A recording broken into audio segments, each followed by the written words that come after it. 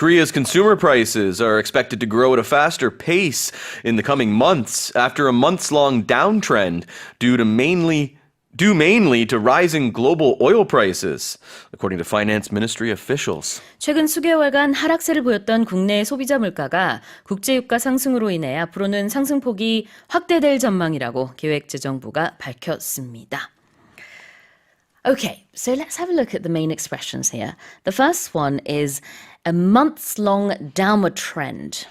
So when you see months long, and you have to, pronunciation it's going to be hearing month long, months long, very, very slight different pronunciation. It's the S.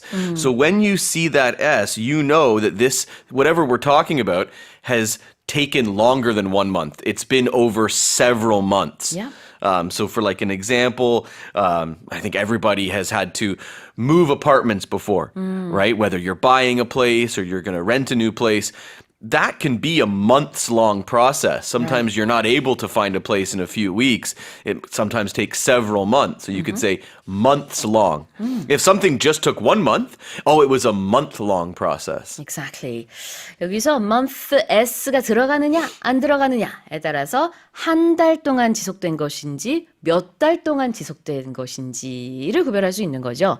So in the same way, we could say it's a weeks-long process. Years-long. Or a week-long process. Right, exactly. Yep. A week long, weeks long, a year long, years long. Like, I think there's a good chance we're going to be talking about the war in Ukraine lasting, being a years long conflict. But at the start of it, I think people were thinking, is it going to last up to a year? Is it going to be a year-long conflict? I think some people thought it could be a months-long. Month even at first, right? Remember? Long. At the beginning, people thought, Russia's going to roll over them. This is only going to take a couple of weeks. And how wrong were they? Yeah, exactly. 그래요. 우크라이나 전쟁이 처음 발발했을 때만 해도 한 달 갈까?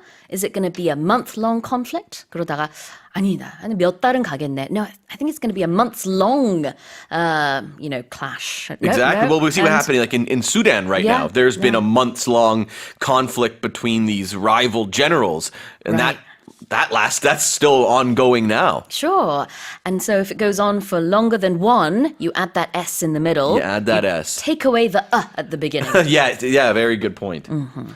자, 그래서 months-long downtrend, which is the same as a downward trend. Yes.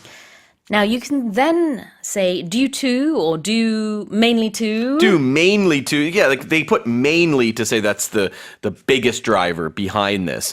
But you could take out mainly if you wanted to. So due to simply just means because of. It's the reason why something happened. All right. 그래요. Due to 이렇게 붙었을 때는 뭐뭐 때문에 because of something이라는 의미인데요. Think about most people when you're late for work. You're usually late for work due to traffic or due to the weather. Exactly. Right? How many times have people been late due to the snow or due to the rain? Oh, so often. Right, exactly. So you could use it that way. But due has so many different usages too. So many. Like if you see a woman who, you should only say this if you know for sure she's pregnant. Right. Know for sure. Don't guess, because you could be wrong. But if Right. you say to a woman who looks pregnant, when are you due? That means when are you going to give birth? Yeah. What month? Exactly. due라는 게 그러니까 언제 출산 예정이세요? 라는 의미가 될 수도 있고요. When are you due? 아니면은 the manager is due to retire next year. Right. You can, like when I was 할 in school, 예정이다. we talk about due dates all the time. Yeah, When is sure. this due? Yeah, exactly. This is due Tuesday. Right. 화요일까지 해야 된다. And if you use that expression, you ask a woman, when is she due? If she says to you, what are you talking about? I'm not pregnant. Then run. Yeah. Turn around and get out of there. Run away if that happens Not to even you. say sorry, just run. Say so as You you're don't have running. time. Sorry, and then just run away. Yeah, get out of there. Yeah, don't guess if someone is pregnant No. or not. That is the lesson. Yes. that you want to take away That would today. be called a faux pas. Definitely. 그렇게 하시면 안 되죠. 예. But due, can be Yes. used for pregnant women. Exactly. But if you have due to, it means because. Because of. Because of. Okay. Exactly. 자, 그러면은 이제 내용도 좀 살펴볼까요? Tell us more about this story. So this is a look at.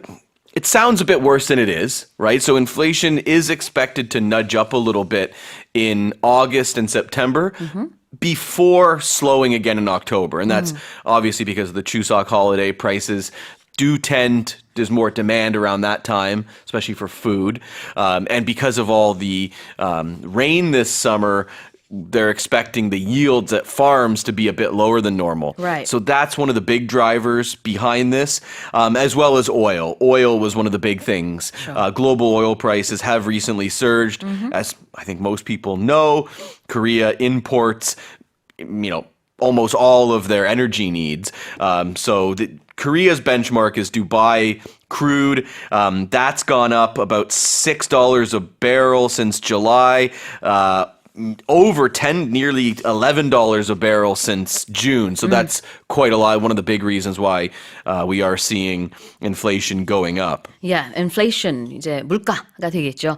소비자 물가 상승률에 대한 얘기인데 이게 대체적으로는 올 1월부터 계속 하락세를 보이고 있었는데요. 이 상승률이 이제 그 2%대에서 소폭 오른 3%대를 기록할 것으로 예상이 된다는 얘기입니다. 그 이유는 왜 그러냐면 이제 최근에 여러분도 느끼셨을 텐데요. 휘발유 가격, 경유 가격 많이 올랐습니다. So if I just want to give a quick couple numbers here, inflation's forecast to rise by more than 3%. This is year over year in August and September. July was actually the lowest in 25 months at 2.3%. And that's about where the Bank of Korea wants it to be. So they were happy with that. When it gets above that 2%, like they wanted around 2%. 지금 7월 달 같은 경우에는 물가 상승률이요 2.3%를 기록했는데 이게 가장 아이디얼하다라는 거죠. 그냥 일단 8월과 9월 데이터가 나오지는 않았으나 전망되기로는 3%대가 나올 것 같고 나중에 한 10월 정도 되면 이 기저효과 때문에 또 다시 떨어질 수도 있다고 합니다. Alright, here it is one more time. As part of... Oh, sorry there. Let me have a look at the first headline. I can do it for you if you want. Korea's consumer prices are expected to grow at a faster pace in the coming months after a months-long downtrend due mainly to rising global oil prices, according to finance ministry officials. Thank you, Ray. As part of its new guidelines to address school violence, the Education Ministry has announced that starting next month, victims will be separated from offenders for up to a week, a change from the current 3 days to enhance victim protection. 교육부는 학교 폭력 대응을 위한 새로운 지침의 일환으로 피해 학생 보호 강화를 위해 다음 달부터 가해 피해 학생 즉시 분리 기간이 현행 3일에서 최대 7일까지 늘어난다고 발표했습니다. 자, 무언가를 다루다라는 의미의 표현부터 살펴볼게요. To address something. To address something. So it's a verb here. It means to deal with something.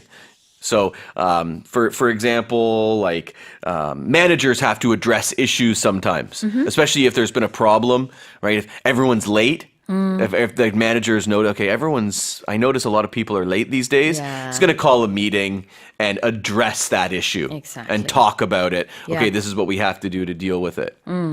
So you often have that issue with address. Address an issue. Together. Right, because normally, because it's dealing with something, if there's no problem, then there's no issue to address.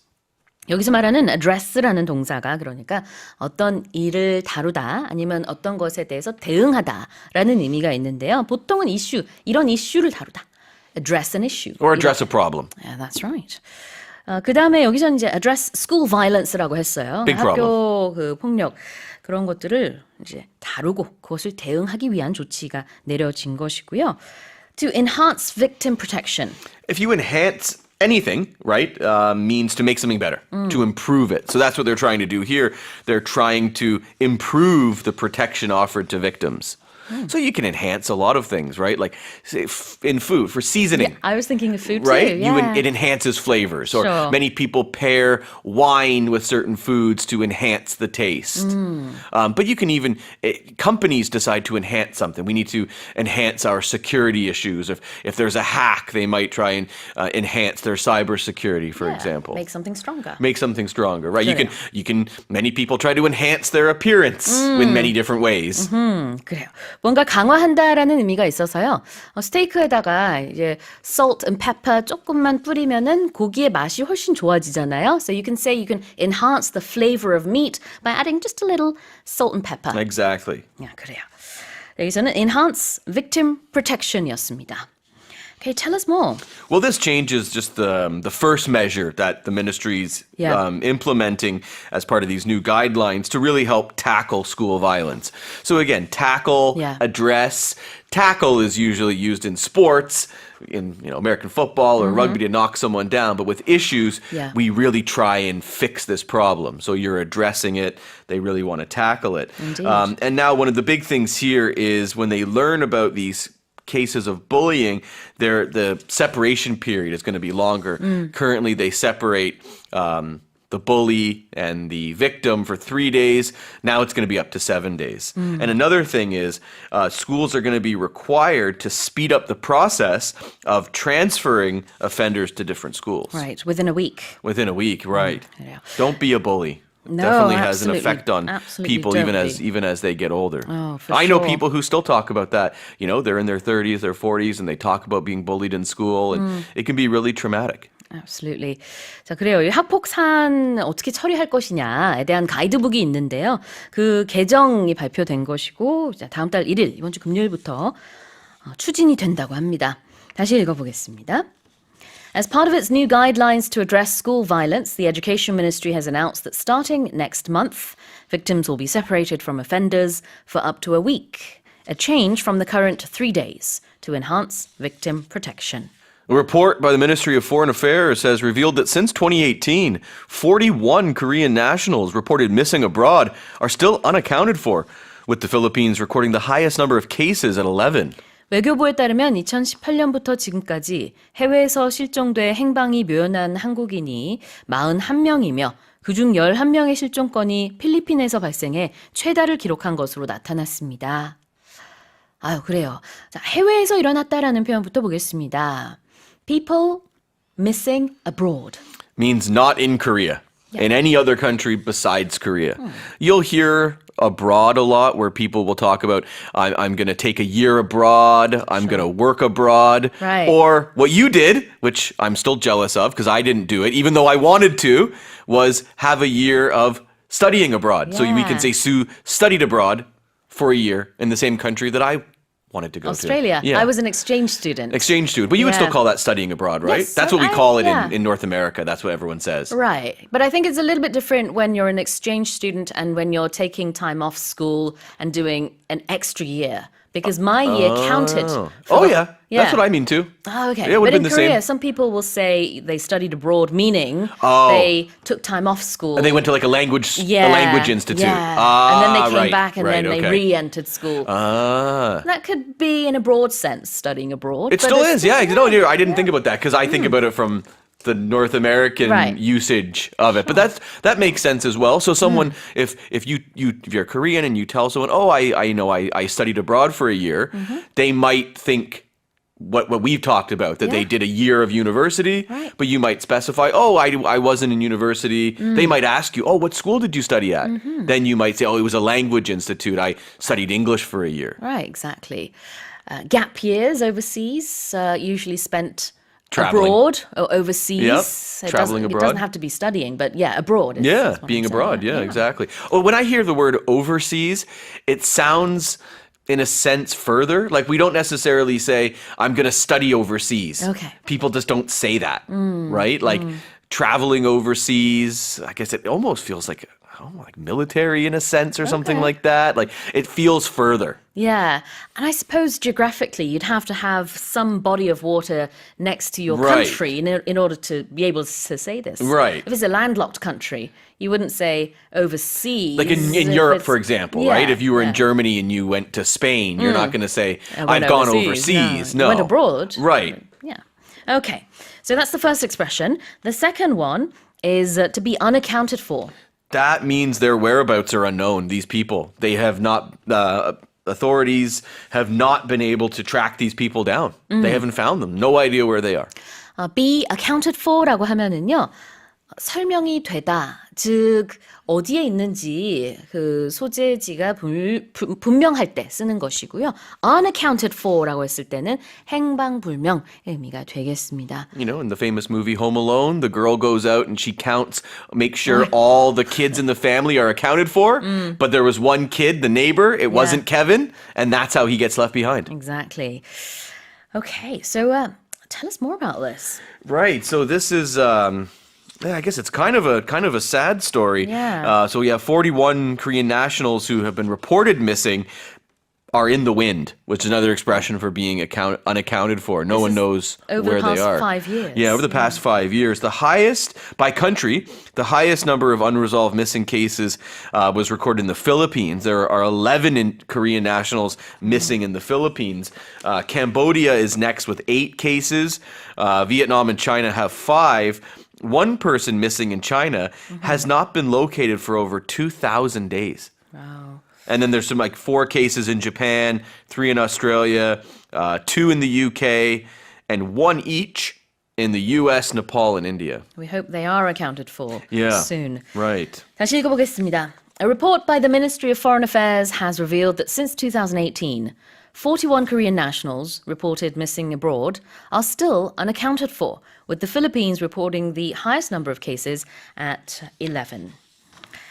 Fire just refers to areas where there's more brush and grass, the trees aren't as tall. Like bushes. Yeah, lower lying vegetation, they would say. So these fires usually burn at lower intensity because there's less fuel. In wildfires, there's these huge, massive trees that when they are engulfed with flames, they're going to burn for a long time. So brush fire can be a smaller fire, smaller area, smaller trees, right. Less fuel. 나무 자체도 좀 더 키가 작고요. 이 관목지대 화재라고 우리가 해석을 할 수 있을 텐데 이게 바로 와닿진 않을 수 있잖아요. 그러니까 좀 작은 규모의 그런 산불이라고 볼 수 있을 것 같습니다. It has been brought under control. When something's brought under control or you get something under control, you've contained it. Yeah. The spread has been limited. Bring something under control. 여기서 under control이라는 게 통제라는 의미가 있으니까요. 이제는 통제가 잡혔다, 통제가 됐다, 불길이 잡혔다라는 의미로 보면 되겠죠. 그래서 진압의 의미로 the fire has been brought under control. With fire, they might say get under control, brought under control as well. A lot of the times we use to get something under control. Get something under Yeah, and it can be a lot of different things, right? Sure. So if someone is, say someone has a really high fever, then they might give them some medication to try to get that under control or bring that under control so it doesn't keep going higher. Over the past 3 years, there was COVID. Now, I believe the virus is pretty much under control. Yeah, well, at least no one's talking about it since the war. But it's there, and it's under control. Yeah, for the most part. For the most part, right. 자, 그래요. Be under control. Bring something under control까지 봤습니다. Tell us more. So this fire, this was in Maui County, fairly close to Lahaina, which is definitely why everybody was very worried about this. But so there were evacuation orders in a small area, but those have been lifted. It's 85% contained now. Most recent report that I read said that. So firefighters, they actually used helicopters as well as hoses on the ground to douse the flames. You just mentioned the word contain, and that would be the same as bringing it under control. Right. All right. 다시 한번 읽어보겠습니다. A new brush fire on the Hawaiian island of Maui has burnt 7 acres, prompting authorities to briefly evacuate residents from a neighborhood in Lahaina, just a few kilometers from the site, recently ravaged by blazes before firefighters brought it under control. Now here's our final story. SpaceX has successfully launched a diverse international crew of astronauts toward the International Space Station, or ISS, where they will begin a 6-month stint of scientific investigations and station maintenance. 각기 다른 국적의 우주 비행사들을 태운 스페이스X의 우주선이 국제우주정거장 ISS를 향해 성공적으로 발사됐습니다. 이들 우주 비행사는 앞으로 6개월 동안 ISS에서 과학 실험과 시설 유지 보수 작업을 하게 됩니다. So 4 astronauts, a diverse international crew. When something's diverse, it's different. Yeah. So, if you go to your financial advisor, he's probably going to recommend a diverse portfolio. Right. You're going to have some bonds, some corporate bonds, some government bonds, some stocks, some ETFs. That's diversifying your portfolio. Your eggs are not all in one basket. Right. In this case, when they say diverse international crew, we know it's people from different countries. So you could use that everyone's been on airlines where you can tell the cabin crew is diverse internationally. There's people from different countries. Look at EBS Morning Special. We have a diverse crew of people, of staff members, of guests. You're from Canada. I lived in England when I was younger, but I'm Korean, but I have this sort of global background. Right. Juyeon, she grew up in Europe, but she also went to school in America. She's also Korean at the same time. Yeah, right. Very diverse. Jason, Paul Matthews, everyone's different. Yep. Right, exactly. Wednesday, by the way, we have a different reporter. We're not going to tell you who it is really? yet. It's a surprise, okay. Surprise, yes. She also has a very different background, too. So everyone's different. We're very diverse. I bet I could guess. 자, 그 다음에 여기서 stin트라는 표현이 있는데요. Stint means a time that you do something. So in this case, 6-month stint means they're going to stay there for 6 months. We use it. You hear it a lot in sports as well. When a player gets injured, they will have a stint on the injured reserve, the IR they say in baseball. So I got to mention Ryu Hyunjin, who has just come back from a 14-month stint on the IR. And he's already got 3 wins. IR is what again? Injured reserve. Injury reserve. Oh, I see. But Hyunjin's already got 3 wins. 아, wow. Yeah. Incredible. Yes. 그러니까 이제 Very happy. 스틴트라는 게 보통은 이제 정해진 기간 아니면은 짧은 기간 동안 무언가를 할 때 stint라고 얘기를 해요. So you could talk about maybe part-time jobs as well. Yeah, you do a stint. I did a stint at this company. Yeah. Or what about when people have to go live abroad for a month or a couple months or a year for work, for example. work, right? Like I've met people who work for some of the big companies, and one guy did a stint in Kenya, or other people tell, I did a 6-month. I had one student, he did was it a year-long stint in Sudan? This was like over 10 years ago, but still. 여기서 do 동사를 쓴다는 거 느끼셨을 거예요. 그래서 이제 일정 기간 동안 어디에서 지냈다, 나 이런 일을 했다라고 할 때 I did a 1-year stint. I did a 6-month stint. How long was your stint in Australia? In Australia, 1 year. 1 year stint. Yeah, so I did a 1-year stint in Australia. And then during my uni years, I had loads of part-time jobs. I also did a 1-year stint at a law firm. Oh, really? Yeah, so wow, that was that's a story interesting. you've never told yet. Yeah, okay. there you go. 자, 뭐 이런 식으로 얘기를 하시면 될 것 같습니다. Okay, so tell us more. Well, so this, the 4 astronauts, it's called the Crew 7 mission. This lifted off on a brand new SpaceX Falcon 9 rocket from the NASA Kennedy Space Center in Florida early Saturday morning, Eastern time. So it was about 10 p.m. Sunday our time, or Saturday our time, Saturday our time. So in the evening, took 30 hours, the journey, and I just looked it up. It docked. So that's it. They're already docked. They are there, and they're starting their 6-month stint. Yeah, SpaceX is, of course, Elon Musk.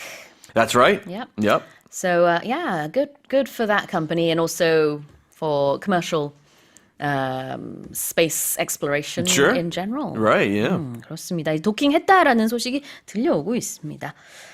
All right, here it is one more time. SpaceX has successfully launched a diverse international crew of astronauts towards the International Space Station, or ISS, where they'll begin a 6-month stint of scientific investigations and station maintenance. 지금까지 뉴스캐스터 레이와 함께 오늘의 헤드라인 자세히 살펴봤습니다. Yeah, so we're talking about a survey has revealed that only 1 out of every 3 young people in Korea has a positive view of marriage, citing a lack of financing as one of the main reasons against tying the knot. 네, 국내 청년층의 3명 중 1명만 결혼을 긍정적으로 생각하고 있다는 최근 조사 결과가 나왔는데요. 이들은 결혼을 망설이는 가장 큰 이유로 자금 부족을 꼽았습니다. 뉴스 얘기를 좀 더 해볼까요? 그러니까 일단은 연령대부터 볼게요. So the age group we're talking about here is 19 to 34. That's what they're calling young people in Korea. 19세에서 34세의 청년층을 얘기하고 있고요. Only 1 in 3 say they have a positive outlook about getting married? It seems to be the case according to Statistics Korea. 36.4% of young people positively considered marriage as of May last year, which is down 20.1 percentage points compared to 2012. I mean, we are talking about a 10-year gap that they're making the difference between, but that's also a 20-point difference. That's a huge it's difference. a huge difference. 자, 통계청이 발표한 사회 조사로 살펴본 청년의 의식 변화 보고서 내용입니다. 여기서 보니까요. 10년 전에 비해서 이제 작년 기준입니다. 지금 결혼에 대해서 긍정적이다라고 생각하는 청년이 36% 정도. 그러니까 10년 전보다 20%포인트나 떨어졌다라는 결과가 나왔다고 합니다. Another interesting thing that I found was that 8 out of 10 people in this group, they said they are for living together, cohabitation, without getting married. And that's up nearly 20 percentage points. So that's up by a lot. Yeah, certainly the old-fashioned ways of you can't live together until you're officially wed seems to be disappearing. Yeah. But I guess times are changing. Korea's sort of modernizing with the way the Western world is thinking more and more, it seems. And this statistic is certainly evidence of that as well. 네. 그렇다면은 왜 10년 전에 비해서 이렇게 청년층이 결혼에 대해서 부정적이냐? 첫 번째 가장 많은 이유는요. 결혼 자금 부족이었다고 해요. 그 다음으로는 결혼 자체의 필요성을 못 느낀다. 그 다음에 출산, 양육에 대한 부담, 그리고 고용 상태의 불안정, 뭐 이런 순서로 점점 결혼에 대해서 부정적으로 생각하고 있다고 합니다. Well, why don't we look at the expressions? Sure. The first one is have a positive view of, and they're, of course, talking about marriage itself. When you have a positive view of something, you have a good impression of it. When you think of that, you think positive thoughts. You're thinking, yeah, I like that. I like the thought of getting married. I want to be married. Of course, if the opposite would be if you have a negative view of something, then you see that as a bad thing and you don't want to get married. Have a positive view of something, think very optimistically about something, and then the opposite is have a negative view of something, so to think badly about something. Yeah. Another usage of the word positive is when you're really sure of something. You can say, are you sure, Jason? Are you positive? I'm 100% positive. Absolutely. 그때는 이제 확실하다라는 뜻으로 positive 단독으로 썼을 때는요. 이런 의미가 있을 수 있고 여기 뉴스에서처럼 have a positive view of something은 긍정적으로 무언가를 생각한다라는 뜻입니다. 그 다음에 결혼하다. Get married. Yeah, they use the expression here, tie the knot. Yeah. And this is certainly a slang term or an expression term for marriage. I got married, I tied the knot, or we tied the knot. And you can literally think of it as two strings or two ropes that are apart. They're two different things. But if you tie it together into a knot, like your shoelaces, then now you're together and you can't be pulled apart. You can't be separated any longer because you're tied. You're married. Yeah, exactly. Another expression would be to get hitched. Yeah. Or you could just say to wed. So these are all other ways of saying to get married. 자, 결혼하다라는 표현이 참 많습니다. Okay, well, I'm going to read this one more time. 다시 한번 첫 번째 headline 읽어볼게요. A recent survey has revealed that only 1 out of every 3 young people in Korea has a positive view of marriage, citing a lack of financing as one of the main reasons against tying the knot. The armed group ISIS has nearly doubled its territory in the West African nation of Mali in less than a year, with the group capitalizing on the stalled implementation of a peace deal and sustained attacks on communities, according to UN experts.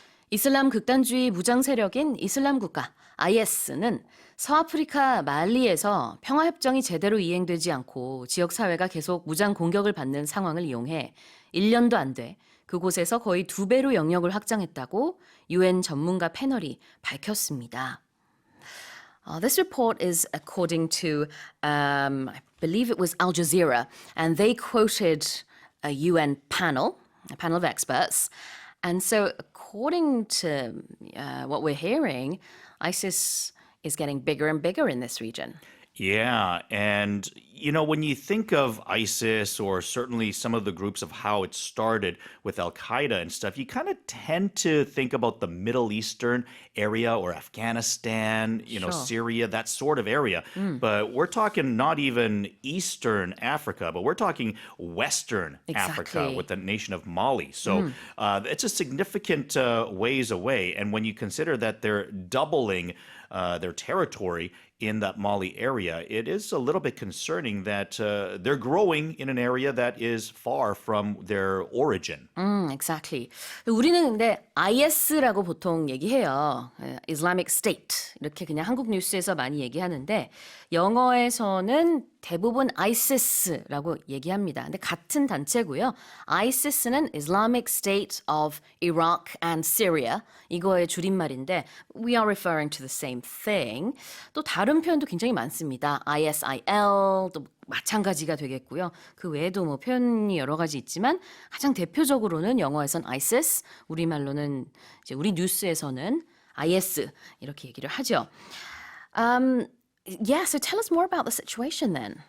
Yeah, there's violence continuing on, and they need to get some sort of a peace agreement, but their attempts towards that really haven't come through, and that's really why the fighting is continuing. And yeah, certainly they need to do something about this, but it seems to be taking a while. Yeah, well, this report, it was a 104-page report by the UN panel. It paints a very grim picture of Mali right now and the militant rulers of the country. And apparently we have this group under IS that's expanding, as we can see here. And then we have another group linked to Al-Qaeda called JNIM, which is pretty much trying to come up on front, in the forefront and fight against this IS-linked group. And then you have the Mali militant rulers just sort of sitting back and watching the situation unfold. So it is very unstable. As we can see. Certainly, trying to get land territory as well, and then also new recruits to their movement as well is what they're trying to do. So in this area right now, like I said, they are expanding and certainly concerning. 네, 지금 말리의 군부 같은 경우에는요, 거의 그냥 지켜보고만 있다라고 외신에서 이렇게 뭐 비판 또는 우려 섞인 기사들을 많이 내놓고 있는데 일단은 그 IS의 분파인 ISGS라고 하는 단체가 있습니다. 거기에 이제 그 단체가 말리에서 많은 지역을 장악하고 있고 거기에 이제 대적할 만한 또 다른 무장 단체가 있어요. 알카이다랑도 연관성이 있는 JNIM이라고 하는데 이렇게 두 단체가 이렇게 장악하고 세력을 키워가고 이러는 와중에 말리가 이제 앞으로 어떻게 될 것인가? 혹시라도 뭐 예전에 뭐 2012년과 같은 상황이 다시 생기는 거 아니냐? 뭐 쿠데타 같은 게 다시 일어날 수도 있고 여러 가지 얘기가 나오네요. All right, well, let's have a look at the expressions. Yeah, it says the group is trying to capitalize on stalled implementation of a peace deal. And when something stalls, it's stopped, essentially. We use the term, the first time I remember the term was in your car. So nowadays, everyone drives an automatic car. Right. But when I first came to Korea, I drove a stick or what we called a standard or a manual. And when you use a stick, then you have to hit the clutch. And if you do it incorrectly, and when you are trying to hit the gas when you're in first gear, if you don't put quite enough gas when you're letting go of the clutch, your engine might stall, which means that it will stop and you can't continue. So in the same sort of a way, the talks here, the negotiations, they've been stalled, which means they've come to a halt. Something happened in the way and now we're not moving. Right. stall이라는 동사가요. 엔진과 관련됐을 때는 엔진이 작동을 멈춘다는 뜻이 되겠고 그다음에 어떤 협상이라든지 어떤 진행 상황이 stall됐다라고 하면은 더 이상의 진전 없이 뭔가 좀 지체되는 그런 느낌으로 보면 되겠죠. Sometimes we'll also use the expression like if you're trying to buy time Yeah. for something, then you might be stalling. And somebody might say, hey, quit stalling. Give me the answer. Or help me out here. I know Yeah. you don't want to do this, but help me out. Don't stall. So when you're trying to buy some time or make excuses to not do something, then you might be stalling. 그럴 때는 이제 시간 끌기의 느낌이라고 보면 되겠습니다. 자, 그리고 sustained attacks는요. Yeah, sustained attacks would be like ongoing attacks or something that is kept up at a certain level.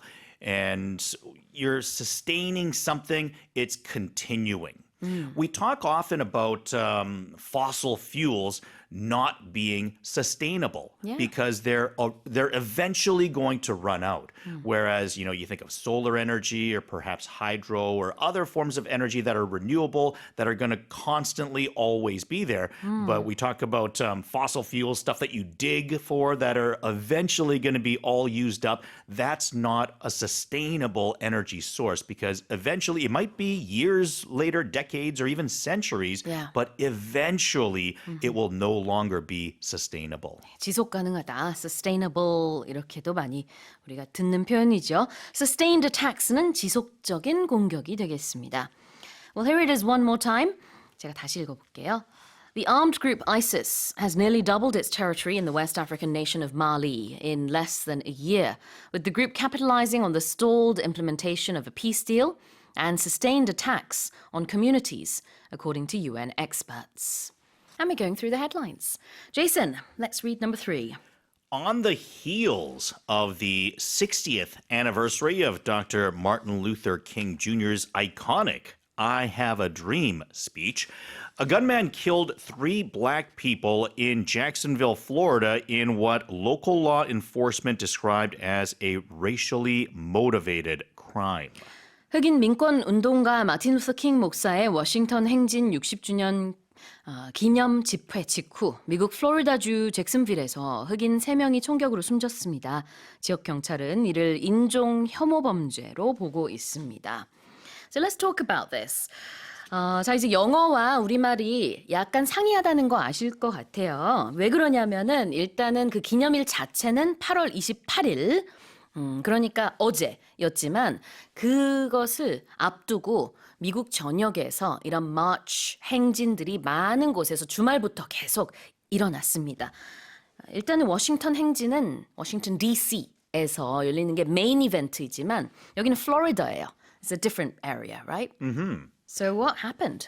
Yeah, so, it's right around the anniversary of the famous speech by Dr. Martin Luther King Jr. And a 21-year-old brought a gun and, opened fire on a few people that were killed. Now, the disturbing thing is that it seems that this was racially motivated. Yeah. It wasn't just a random act. It seemed that he allegedly had a manifesto that he had left for the media, his parents, as well as law enforcement, essentially detailing his hatred for black people. So We often hear of manifestos before a shooting incident occurs, and basically what that is the shooter detailing, what they're going to do, why they're going to do it, and according to this manifesto, it was apparently clear to the police that this was racially motivated. Yeah, it seems to be the case, the things that he said. And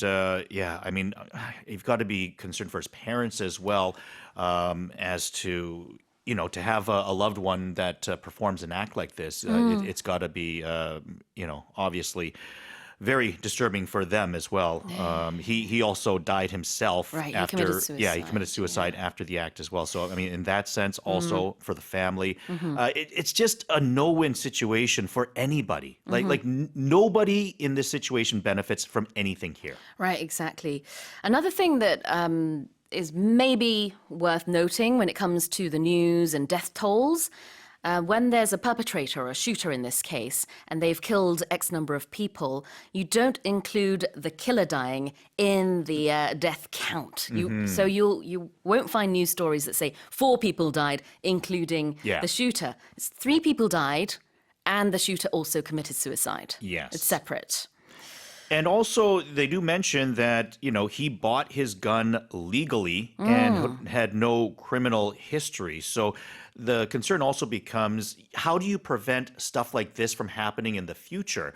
Well, it's not like he did illegal acts or it was a problem person that they could have predicted before this happened in order to prevent this. So when things are followed, when rules and regulations are followed, and then stuff like this is able to happen, then you sort of have to start wondering about your actual policy that's in place if those need to be a little bit more stringent. 합법적으로 총기를 구한 것이었기 때문에 사전에 이렇게 방지할 만한 방법이 그렇게 보이지 않는다라는 안타까운 분석도 나오고 있고요. 이게 플로리다에서 백인 청년이 인종 혐오 범죄로 보이는 그런 이제 그 총격을 가해서 3명의 흑인이 목숨을 잃었다라고 합니다.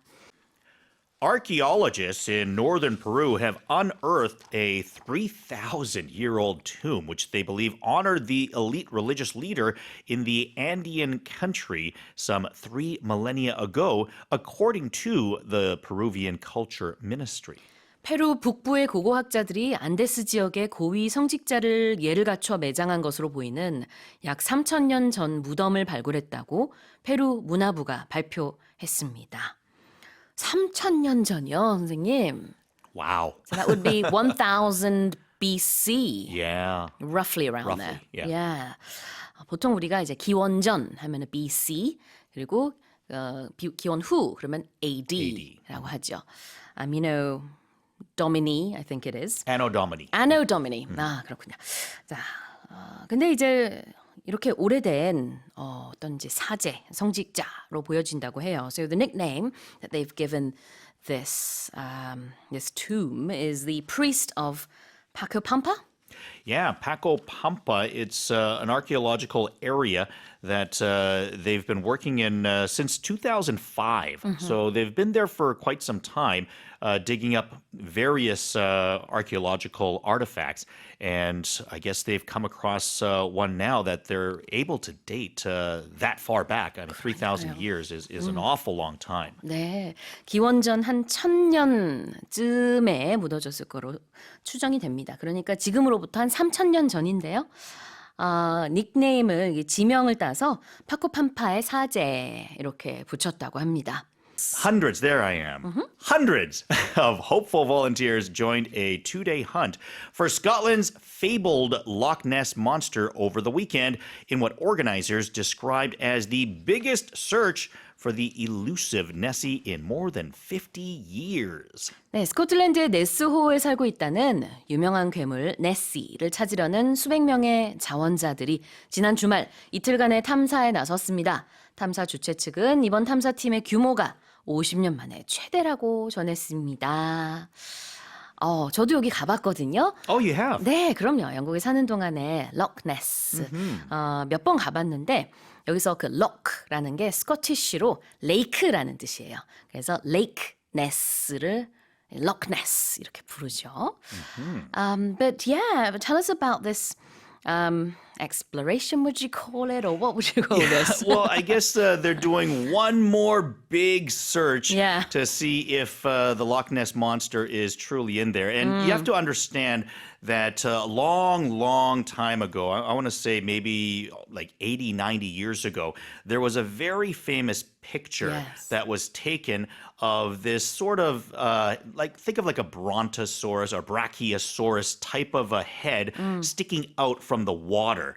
And when people saw this picture, it went viral in those days, right? Think about newspapers. Not online, but not on the internet. This is 80, 90 years ago. Sure. So way back then, when that went viral, people thought, because they didn't know any better, that there might actually be a big monster in this lake. And that became not just locally famous, but internationally famous. So everyone knew that as the Loch Ness Monster.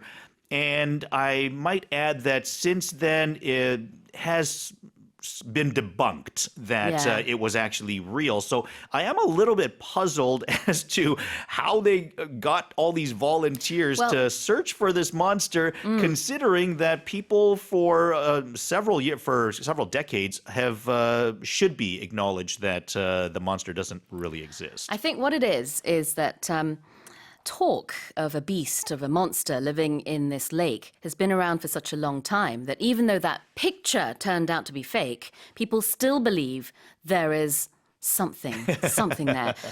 사실 이제 최초로 이 럭네스 안에 몬스터가 있다라는 그런 기록은요. 6세기 때 처음으로 이제 기록이 됐다고 합니다. So it's from the 6th century. For hundreds and hundreds of years, people have been talking about a beast, a monster living in this lake. And then, as you said, in 1934, Yeah. this picture came out. Turns out it was fake. But still, people still believe that there might be something there. And according to the BBC, this is such a big tourist attraction site. It brings in millions of pounds to Scotland every year. So You got to keep the myth alive you to gotta keep leave it people alive. coming. Yeah, exactly. 자, 표현 한번 보겠습니다. It's a fabled monster. Yeah, a fable is a story that is passed on generation to generation. We think of Aesop's tales as being fables or like a fairy tale. So it's like a story that has been passed down. It might be true, it might not, but I think we typically acknowledge that they're usually not true. 그래요. fabled라는 게 여기서는요. 신화와도 같다. 좀 상상력을 동원한 것이다. 라는 느낌으로 보시면 될 것 같고 그 다음에 elusive monster. Yeah, something that's elusive is something that is hard to find or Yeah. hard to catch. So you talk about this monster or like the Sasquatch or Bigfoot, Yeah. but no one's actually seen it with their own eyes or gotten a good picture of it. It's been elusive. It's been getting away from the people that have been trying to catch a glimpse of it. All right, so the government has proposed a 2024 budget plan totaling 656.9 trillion won, up 2.8% from this year, marking the smallest year-on-year increase since 2005. 정부가 내년도 예산을 656조 9천억 원 규모로 편성했습니다. 이는 올해보다 2.8% 늘어난 것으로 재정 통계가 정비된 2005년 이후로 20년 만에 최소 증가폭을 보였습니다. Yeah, so let's talk about this briefly. This, as we can tell in the headline, this is the budget for next year. Right. But it's been increased by just a little bit. Just a little bit, right? So, if we take a look at some of the expressions that they're using, they're saying that the budget plan is basically how they're planning on spending an allocated amount of money for the following year. And it's a tiny bit of an increase from last year, right? And they're doing this because they're saying that they're trying to cut down on the money that's been going into, what they say are very corrupt organizations or labor unions, perhaps, and trying to maybe channel this money to organizations that need it more, like, maybe public security, organizations like for welfare, for example. Right. So, I think they're trying to tighten spending for next year. Exactly. Tightening spending이라는 표현도 정말 많이 나오는 표현이죠. 어떤 이제 긴축 재정의 의미로 우리가 얘기를 많이 하는데 budget plan 예산안이 되겠습니다. 그러니까 무슨 안 할 때 plan이라고 말하는 경우가 많이 있죠. Right. So budget plan, like I said, we don't really know how much we're actually going to spend, Yeah, but we do have to plan for it. And the government has to make a plan for how much money that they're going to have to spend next year. So that will be the budget plan. And another expression that they used in this article was year on year. And we see this in a lot of economic or finance related articles as well, because it's saying that, they always set a budget, every year they do this. So it's saying that it's the same time from last year to the same time from this year. Yeah. It's used as an adjective in this case. 형용사로 써서 year on year increase라고 했는데요. 똑같은 표현으로 year over year increase 이렇게도 쓸 수 있습니다. 작년 같은 기간 대비라는 의미가 되겠습니다. You could just even say compared to the same period a year ago. That's right. Yeah. All right. Well, I'm going to read it one more time. The government has proposed a 2024 budget plan totaling 656.9 trillion won, up 2.8% from this year, marking the smallest year-on-year increase since 2005. National Police Agency has announced that the school zone speed limit will be eased to up to 50 kilometers per hour from the current 30 kilometers per hour during the night and early morning hours beginning next month. 경찰청은 다음 달부터 밤 시간대에 한해 어린이 보호구역, 즉 스쿨존 속도 제한을 현행 시속 30km에서 최대 시속 50km까지 완화한다고 발표했습니다. So this basically means at night and very early in the morning when there are no students around the schools. Right. Drivers will be able to drive a little faster. A little faster. Yeah. So currently a lot of the school zones, it says 30. But you can drive between the hours of 9 to 7 at a speed of 50 kilometers Right. per hour. And 50 kilometers per hour is the current speed limit within, I think, the Seoul metropolitan, the Right. city area.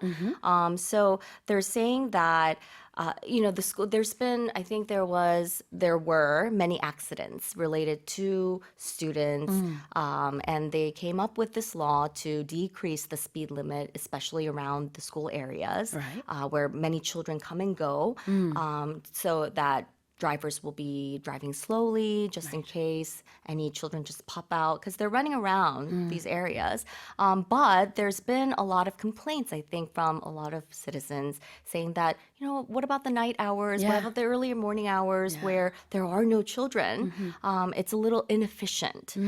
So I think that's why they decided to ease these school zone speed limits to make it or allow drivers to go a little bit faster when there are no children around. 새벽에 운전하시는 분들 많으시잖아요. 뭐 택배 운전하시는 분들도 계실 수 있고 아니면 저희도 사실은 아주 일찍 나온단 말이에요.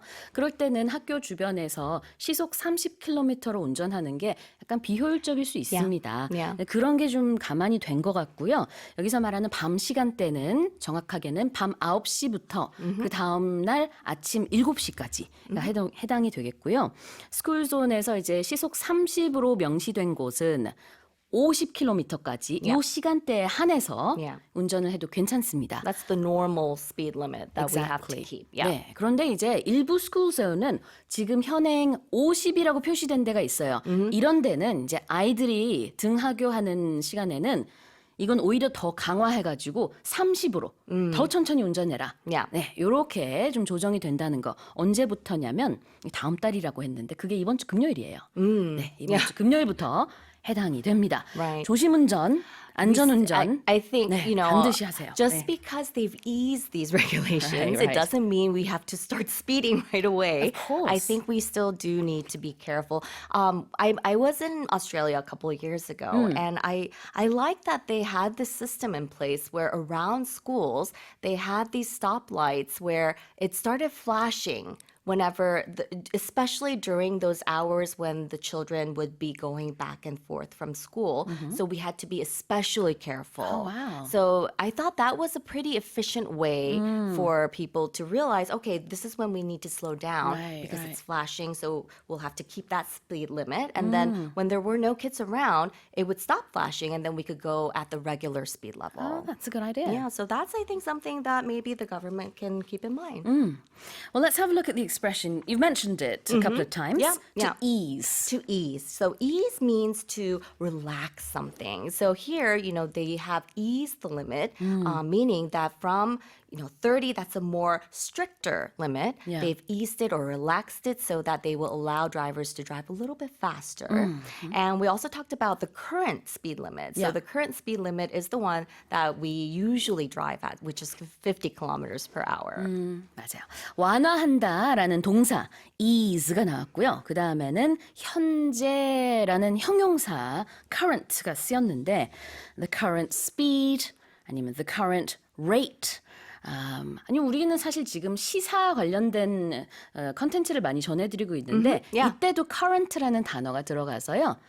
The current affairs라고 우리가 하죠. Right. current events라고 할 수도 있겠지만 current 요즘의 현재의 그런 이제 화제가 되는 뉴스 current affairs라고 합니다. Yeah, so you can, keep ahead with what's going on in the world by reading up on the current events. 네.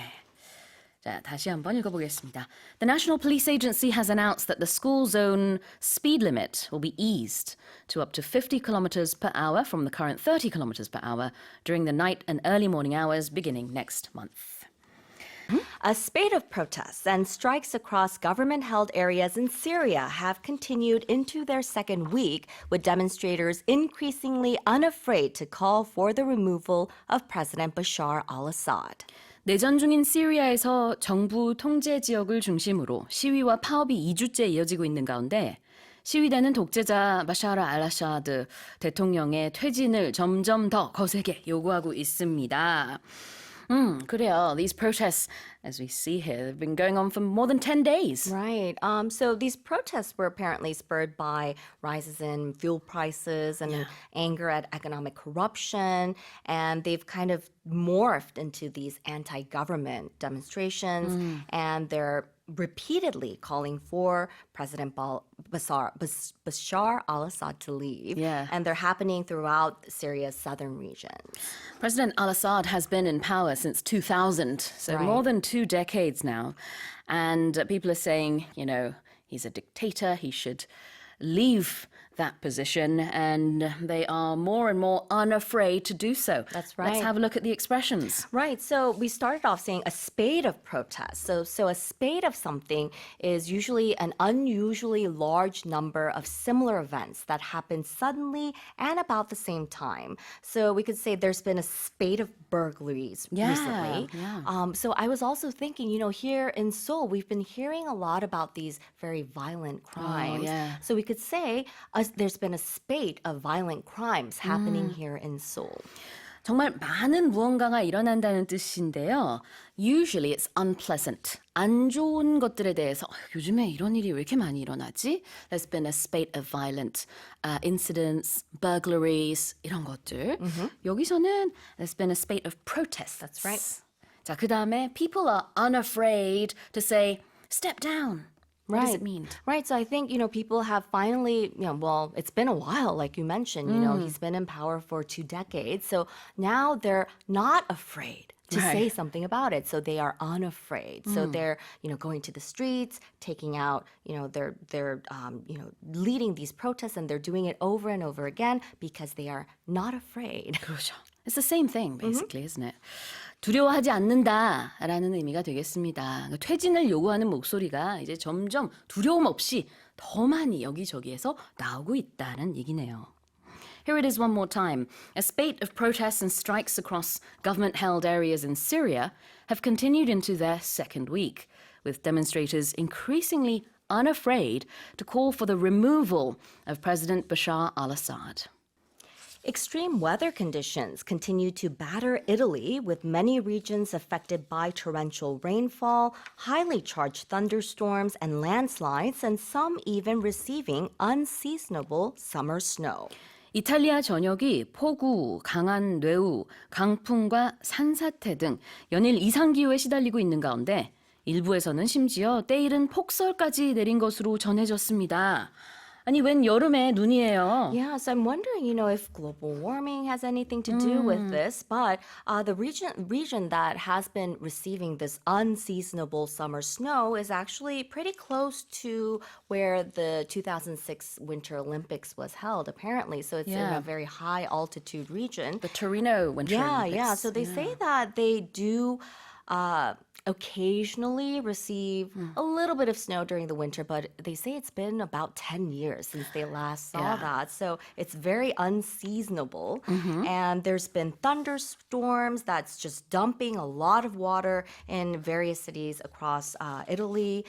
There's been, other places, they say that they had a lot of snow that they actually had to get snowplows to Wow. remove the snow. 아니 이게 웬 말이에요. 지금 한여름에 그 제설 작업을 하고 있다라는 얘기가 들려오고 있는데 여기서 구체적으로는 서북부 지역에 있는 세스트리에레라고 하는 지역입니다. 거기 갑자기 어제 눈이 왔다고 해요. Yeah. 이게 이제 사실 지역적으로 봤을 때 동계올림픽이 2006년도에 치러졌던 장소 중에 하나입니다. 거기 스키잉을 거기서 했었죠. Yeah. 그러니까 눈이 원래 없는 곳은 아니에요. Yeah, yeah. 그렇지만 한여름에 이렇게 오는 건 10년 만에 처음이네요. Yeah, it's been, I mean, I can't imagine. You seeing wake up, snowplows I know. in the middle of summer. It's still technically August, so I mean, wow, that's very early and unseasonable. Unseasonable. Let's right. have a look at those expressions then. Okay, so the region was, or Italy was battered. Our extreme weather conditions are continuing to batter Italy. And when we say batter, you know, I mean, you kind of get reminded of the word bat, Yeah. which is used in baseball, but it means to strike repeatedly with hard blows. So the area was battered with, we could also say it was pummeled with. Yeah. So hard rain, something pouring down or pounding down repeatedly. 그러니까 날씨 얘기를 할 때 우리가 정말 많이 보는 표현인데요. 강타하다, Yeah. pummel, batter, hit 다 마찬가지로 Right. 동사인데요. 굉장히 여러 번 반복적으로 때리다라는 의미가 원래 있습니다. Right. 그래서 So, 강타하다. You know, recently we had the typhoon, so we Yes. could say the southern regions of Korea was battered by Yeah. the typhoon recently. Exactly. 이렇게 날씨 관련된 뉴스에서 많이 나오는 표현들이 되겠고요. batter라는 동사, rain battered the area, thunderstorms battered the area, or a hurricane battered the area 이런 식으로 쓸 수 있고요. Right. So we wouldn't use it with light rain. Yeah, that's Yeah. right. It has to be quite heavy. What about unseasonable? Right. So unseasonable, it's kind of like, you know, what when we used unafraid. Oh, yeah. Yeah, so it's kind of related. So unseasonable means it's not in season or unusual for this time of year. So we could use this for we're seeing an unseasonable cold spell. For example, if it was in the middle of summer, or we're seeing an unseasonable warm spell when it's in the middle of winter. 그래요. season이라는 단어가 들어가 있기 때문에 계절적으로 봤을 때 이게 이상하다라는 얘기가 되겠죠. 지금 여름인데 웬 눈? 이런 느낌이 다 들어가 있어요. Yep. It's very unseasonable summer snow. 자, 다시 한번 읽어보겠습니다. Extreme weather conditions continue to batter Italy, with many regions affected by torrential rainfall, highly charged thunderstorms, and landslides, and some even receiving unseasonable summer snow. Scientists in Australia have found an 8-centimeter long live parasitic roundworm inside a woman's brain, marking the first time the parasite has been discovered inside a human. 호주 과학자들이 한 여성의 뇌 속에서 8cm 길이의 살아있는 기생충을 발견했습니다. 이 기생충은 회충의 일종으로 사람 몸에서 확인된 건 이번이 처음입니다. 얼마나 놀랐겠어요. 여러 가지 증상이 먼저 나타났을 것 같아요. Yeah. 뭐 이런 회충이라고는 상상을 못했겠지만, what happened? Well, it says that she was suffering from diarrhea and headaches and lots of other, you know, ailments. Abdominal pain. Abdominal pain, and Yeah. then she started suffering from memory loss as well, which is why they took her to the hospital to find out what's going on. And they did an MRI and found this live. They said it was wriggling. Exactly. I don't think the doctors were expecting that. No, I don't think they were expecting that at all. So they found this round worm. It was 8 centimeters long. We're not That's talking about huge. millimeters. We're talking centimeters. And it's the first time that something like this has been found in a human body because they're usually found in carpet pythons. And Snakes. Yeah, that's right. So they think that she might have gotten this.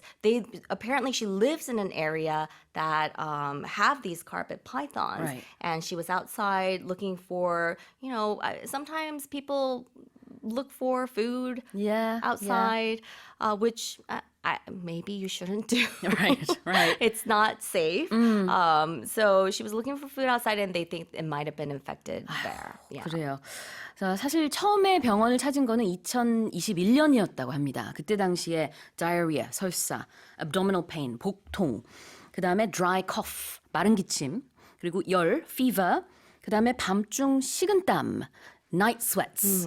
이런 것 때문에 병원을 찾았대요. 요즘에 왜 이럴까요, 선생님? 그러다가 이제 2022년이 되니까 거기에다가 플러스 depression, 우울증에다가 또 forgetfulness, 저기 건망증까지. Yeah. 제가 지금 방금 잊어버릴 뻔했네요. 이게 뭔지. forgetfulness. I mean, you would think people. I mean, I've experienced this, but Yeah. I get forgetful. I mean, I'm forgetful all the time. But if you have all of this going on at the same at the same time, that's a bit you start strange, to isn't wonder it? what's going on. 그렇죠. 그래서 이제 병원을 꾸준히 다닌 거예요. 병원에서도 이상하다. 왜 동시에 이렇게 많은 증상들이 일어나지? MRI 스캔 한번 돌립시다. 해서 봤는데 깜짝 놀란 겁니다. 아니, 뭐야, 이 살아있는 꿈틀거리는 it's wriggling, right? 기생충, roundworm이라고 했는데요. 이제 기생충입니다. 그게 Yeah. 발견이 됐다라고 해요. 근데 살고 있는 지역이 주변에 그런 이제 나무와 숲과 이런 게 좀 많다 보니까 어쩌면 밖에서 좀 활동을 하다가 뭐 어떻게 몸 안으로 그런 기생충이 들어온 게 아닐까 이렇게 추정이 된다는데 발견했으니까 네 지금은 또 건강하겠죠. I hope so. I Let's hope look at so. let's look at the expressions. All right, so it's a live parasitic roundworm. So parasitic is, it's a parasite. So basically, it's something that you have to have a host. Yeah. So this roundworm basically would not survive if it was left outside. So it has to have some kind of host to get food from it and live inside of it. 저, 숙주라고 하죠. 우리가 host. Yep. parasite라는 단어 뭐 우리가 봉준호 감독님 Of 덕분에 course. 너무나 Yeah. 익숙한데 여기서는 parasitic라는 형용사가 쓰였습니다. 기생하는 이라는 뜻이에요. 그래서 그런 이제 기생충이 발견이 된 것이고 This marks the first time that this parasite has been found inside a human. That's right. So marking the first time means it's the first time that something has happened. So, we all have the first time to do something. So I was thinking back, what would be a good example sentence for this? And I was thinking, the first time I drove. Oh, okay. It's an experience that a lot of people can't forget. So this marks the first time he drove on his own. The first time marking했다라는 거는요. showing something, representing something 뭔가 보여준다는 의미가 있어서 특히 Right. 뉴스에서는 이번이 사상 최초의 Right. 아니면 초유의 뭐뭐입니다 할 때 it marks the first time 이런 식으로 얘기를 많이 하죠. 그래서 marking the first time that it's been found inside a human. 다시 한번 읽어보겠습니다. Scientists in Australia have found an 8cm long live parasitic roundworm inside a woman's brain, marking the first time the parasite has been discovered inside a human. As of today, the COVID-19 infection classification has been downgraded to the lowest level, Class 4 from Class 2, meaning COVID will now be managed like the seasonal flu. 네, 오늘부로 코로나19 감염병 등급이 현행 2급에서 최하 등급인 4급으로 하향 조정되면서 독감과 같은 수준으로 관리됩니다. So now it's official. From today, it's level 4. Yeah, exactly. And that's the lowest level, isn't It's it? the lowest Yeah. level, right? Maybe a bit confusing, but 4 is the right. lowest instead of 1. Yeah, exactly. 자, 이 감염병 등급 중에서 4급이 가장 낮은 단계입니다. 독감이랑 같은 수준 from today. Let's have a look at the expressions. 이 등급, classification. So this is when something is classified in a certain way. So that means you have a bunch of information, things, people, whatever it is, and you divide it into groups. You put it into categories. Yeah. So we're going to talk about airlines in a little bit. So think about airlines. First class is the highest classification Yep. of seats that you can buy on an airplane. 저도 똑같이 생각하고 예문을 하나 적어오긴 했었는데. Was that your example too? Yeah. There are many different classifications of seats on an airplane. You have economy class, business class, first class. Sometimes you'll have premium economy. Right, as well. yeah. So- There's different airlines Yeah. classify their seats differently. And I think also within economy, I think certain seats, if you're towards the front of economy, they might even be a little more expensive. Yeah, more legroom. Yeah, the legroom ones. Yeah, exactly. I don't need to worry about that. Do you? Are you like when you Of get course, because I'm so tall and I have such. you're so right. I think you'd get thrown off the plane if they saw you taking the legroom seat. 예. 이렇게 레그룸이라는 거는요, 다리를 쭉 뻗을 수 있는 공간을 말하는데, 이코노미 클래스 중에서도 기내 좌석에서 이제 조금 좌석 간의 거리가 좀 넓고, 그 다음에 여유가 있는 그런 좌석들은 좀 비싸기도 하죠. 네, 그런 클래시피케이션, 등급이 기내에서만 나눠지는 게 아니라 지금 얘기하는 것처럼 감염병 등급도 있습니다. 1급에서 4급까지 있는데, 오늘부로 이제 코로나19는 더 이상 2급이 아닙니다. 4급입니다. So it's going to be treated like the seasonal flu. Seasonal. So there's lots of things you can put this in front of. Seasonal means something only happens or exists during a particular season of the year, or not. Some things that are seasonal don't necessarily align perfectly with a season, but it can be during a period of the year. So a lot of times, like I was a seasonal worker when I was going through university. Right. So I would do landscaping, but that's only in the late spring and summer. Right, you wouldn't do that in winter. You can't. Right. But like there were people who worked for the same. I only did it like once or twice. But there were guys who also worked in the wintertime. They didn't work in the summer. They just did snow removal. So see. again, they would be considered seasonal workers. 아, 그렇군요. 일도 그러니까 1년 내내 하는 게 아니라 뭐 계절에 따라서 일을 하는 경우 seasonal worker라고 얘기를 할 수 있겠고요. 그 일은 그러면 seasonal job가 되겠네요. Some people complain about seasonal depression. Oh, yeah. The Right. autumn time, I think, is when a lot of people will feel a little blue. Really? That's when I feel better. Oh, do you? Okay. Yes. Oh, when do you Personally. when do you feel bad then? Is there a season? Maybe during when it's so hot in the summertime, sometimes, yeah. But I don't think that's season. I think seasonal depression is something, it's a clinically diagnosed condition. 네, 계절성의 계절과 관련된이라는 뜻의 adjective 형용사 seasonal. Do you like seasonal fruits and veggies? Yes. I knew you would. Yeah. Yeah? Yeah. Yeah. 제철 과일, 뭐 And- 제철 채소. And my favorite fruit, I had it this morning, always makes me think of you, Sue. What did you have? Subak. Always makes me, every time I'm just like, oh, yeah, I gotta remember Sue. 수박 드실 Yeah. 때마다 수진이 생각나시는군요. 처음 듣는 연관성인데 알겠습니다. Seasonal fruits. Seasonal fruits, mangoes Yeah. and watermelons. 알겠습니다. What am I Ooh, gonna- I also what like do I have to tamwe. eat? What about tamwe? 참외. I love that. When is that season? I don't know. Yeah, it's coming, I think. Don't ask I me. haven't had one in a while, so I know it Yeah. must be coming soon. 그래요. 뭐 Dalgi. I love 계절과 dalgi season. 관련된 딸기도 좋고 다 너무 맛있겠네요. Okay, well, I'm going to read it one more time. 다시 한번 읽어보겠습니다. The number of newborns in... Oh, sorry. Sorry. Oh, here, I have it here. No, I have it here as Okay. well. Sorry. As of today, the COVID-19 infection classification has been downgraded to the lowest level, Class 4 from Class 2, meaning COVID will now be managed like the seasonal flu. 다음 헤드라인 가보겠습니다. The number of newborns in Korea last year stood at under 250,000 for the first time since related data was first compiled in 1970. And the nation also posted a fertility rate of just under 0.8, the lowest on record. 지난해 국내 출생아 수가 25만 명 아래로 내려가 관련 통계 작성이 시작된 1970년 이후 처음으로 역대 가장 적은 숫자를 나타냈습니다.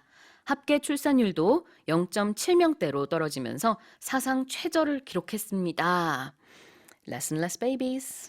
Yes, sir, I made a mistake when I first read it. I said just 0.7, but it's just under 0.8, so Yeah. it's 0.78 Yes. to be exact. Exactly. And it is still the lowest on record. Yeah. If you look at all of the other OECD countries, they're way higher. Yeah. definitely. 그래요. 지금 보면은 이제 출생아 수가 이제 매해 조금씩 줄어들기는 했었는데 2022년 기준으로는요.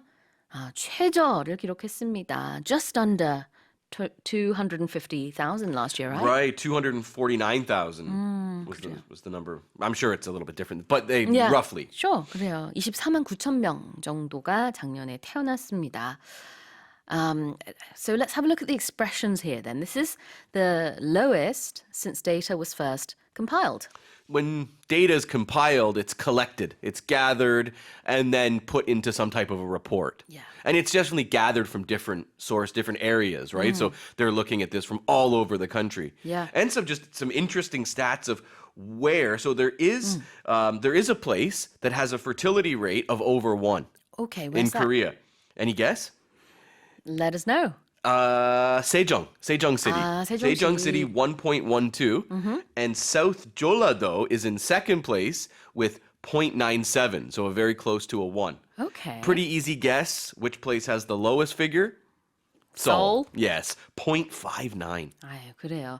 이 합계 출산율이라는 게 그러니까 여성 한 명이 평생 동안 낳을 것으로 예상되는 아기의 숫자예요. 이게 통계이다 보니까 뭐 이렇게 소수점으로 나오긴 하는데 0.78이 나왔습니다. 작년에 평균적으로. 이게 우리나라에서 사상 최저치예요. 지역별로 좀 차이가 있습니다만. The next expression is to post something. Right, we use it. I think we've gone over this thousands of times, it feels, but like usually you'll see this a lot in business news. You'll talk about a company posting profits. Yeah. It just means that that's what when they've done their accounting, Right. okay, they've made a profit and then they announce it. You publish something or announce some figure that was achieved by a country, by a Yep. company, by an organization. Exactly. 이 post가 동사로 쓰였을 때 특히 회사나 아니면은 어떤 통계와 관련돼서 포스트가 나오면은요, 그 회사의 영업이익이라든지 아니면은 이제 통계상으로 어떤 수치가 이렇게 나왔다라든지 얘기할 때 post 얼마 이렇게 발표가 됐다, 이렇게 드러났다 이런 의미로 보시면 되겠습니다. 다시 한번 읽어볼게요. The number of newborns in Korea last year stood at under 250,000 for the first time since related data was first compiled in 1970. And the nation also posted a total fertility rate of just under 0.8, the lowest on record. The monthly number of international tourists to South Korea surpassed 1 million for the first time last month since the outbreak of COVID, according to the Korea Tourism Organization. 지난달 한국을 찾은 외국인 관광객 수가 코로나19 발생 이후 처음으로 월간 기준 100만 명을 돌파했다고 한국관광공사가 밝혔습니다. So it's been several years since we had so many tourists in 1 month. And that was last month. That was, yeah. It's surpassed that 1 million mark for the first time, since COVID happened. So if something surpasses something, it exceeds that number. Right. Or a lot of times the phrase you'll hear is somebody surpassed another person's expectations or something they did. So, every day your performance surpasses my expectations. Oh, thank you so much. surpass라는 게 초월하다, 능가하다, 뛰어넘다. 그러니까 surpass expectations 그러면은 기대 이상이다 라는 얘기가 되겠고요. 여기서는 surpass 1 million. So the number was 1,032,188. So it surpassed that 1 million mark by about 32,000 people. 네, 코로나 이후 처음으로 이제 한 달 기준으로 봤을 때 이제 월간 해외 관광객 수가요 100만 명이 넘었습니다. 103만 2천 명 정도였는데 by country, China was first, and Yes. then Japan, and then the U.S. And the U.S. and Taiwan, and they were around the 100,000, and then China was actually almost 225,000. So Yeah. a lot more from China, Yes. which makes sense. It's much closer. Japan was about 210,000. So a Yeah. lot of Japanese tourists as well. Exactly. Now it is a positive sign, right? Like especially for tourism, hitting that over that 1 million. However, compared to the same month in 2019, we're talking about July. Just before the pandemic. Just before the pandemic. Well, a couple months before, right? So July of 2019, what we're at in 2023 in July, it's only 71% of that. So it's still, there is still a little ways to go. However, it's a positive sign. 네. 7월 기준으로만 봤을 때 코로나가 발생하기 이전인 2019년 7월에 비하면 여전히 그때 수준은 아닙니다. 그러나 코로나가 있었던 이 시기 동안에 있었던 관광객 수만 놓고 봤을 때는 처음으로 100만 명을 넘어섰다. 이런 얘기고요. This is since the outbreak of COVID. Outbreak is when something starts and spreads. So we'll talk about the outbreak of war. You'll hear that, right? So we in February of last year, the outbreak of the war in Ukraine happened. Exactly. The outbreak of war, the outbreak of disease.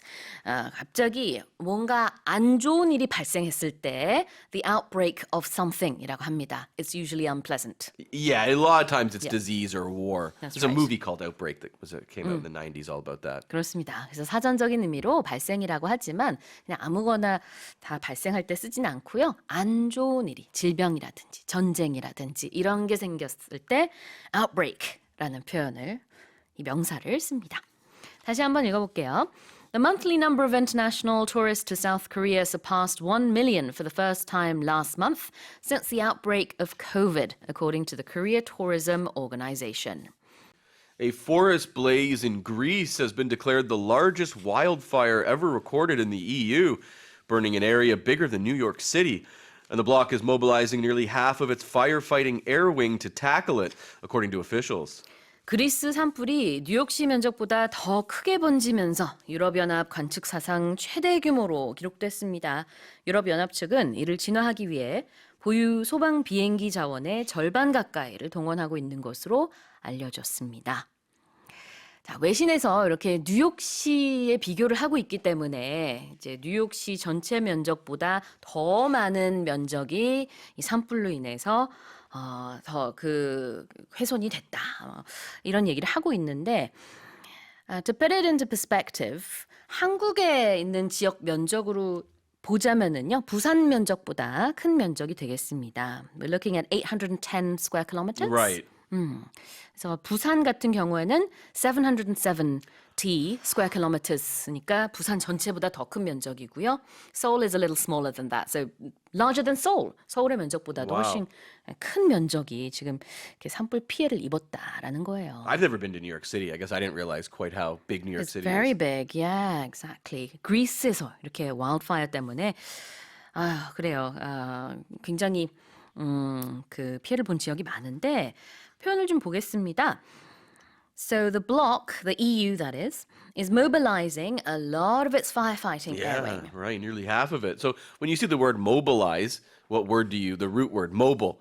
So you know when something is mobile, it can move, right? A mobile home, for example, or in the UK, they call these things, smartphones, mobiles, mobile phone. Yeah. Mobile, you can Yeah. say it both ways, right? Good that we point that out.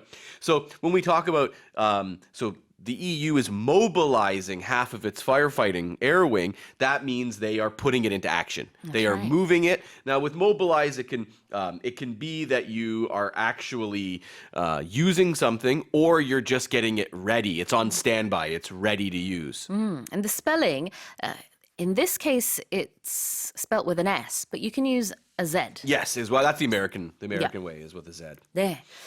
철자가 이렇게 북미권과 영국에서 다른데요. S를 써도 되고 Z 아니면 Z로 써도 다 맞습니다. mobilize라는 것은 동원하다라는 의미가 있어서 예를 들어서 군이 동원됐다. 그 병력이 동원이 됐다. 이런 얘기하고 싶으면 troops have been mobilized. 이렇게 표현할 수도 있겠죠? We are going to start to hear this word a lot in the American news soon with the election coming up because they talk a lot about presidential candidates mobilizing voter support or mobilizing their base, which the base is the people who are always going to vote for you. So getting those people active and getting those people to promote your ideas and talk about it, endorse you, right? Oh, I see. 사실은 이제 움직이게 하다라는 의미가 있는 표현입니다. The next expression is to tackle something.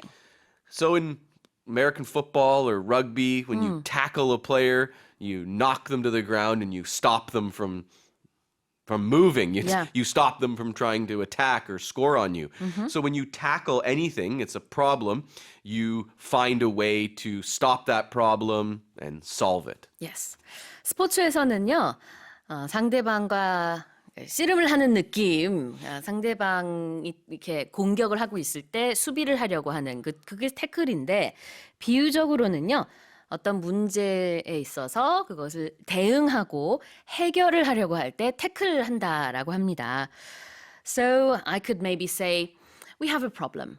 But here are some ways we can tackle the problem. Right. And you can use it like, for me, like I tend to use it for maybe bigger problems because you got to tackle it. You really, like you have to be aggressive a little bit so it's- with that problem. Right. Not necessarily, but like I might use it that way sometimes. So for a big problem, A big problem you would say tackle that, it. yeah, and you might need to be, it's maybe your response. Maybe you need to be a little bit more aggressive Yeah. to solve that problem. Well, the wildfires in Greece, that's a huge problem. Exactly. So Yeah. how do they do it? Like this is a massive problem. Yeah. They've got to be aggressive to stop its spread. 자, 그럼 다시 한번 읽어볼게요. A forest blaze in Greece has been declared the largest wildfire ever recorded in the EU, burning an area bigger than New York City, and the bloc is mobilizing nearly half of its firefighting air wing to tackle it, according to officials. A Turkish carrier has announced it is introducing child-free zones on one of its routes, dedicating seating zones for passengers 16 years or older for a hefty extra charge. 튀르키예의 한 항공사가 자사 노선 중 한 곳에 16세 이상만 탑승 가능하며 그 대가로 상당한 추가 요금이 붙는 일명 노키즈존 좌석을 도입한다고 발표했습니다. 그래요.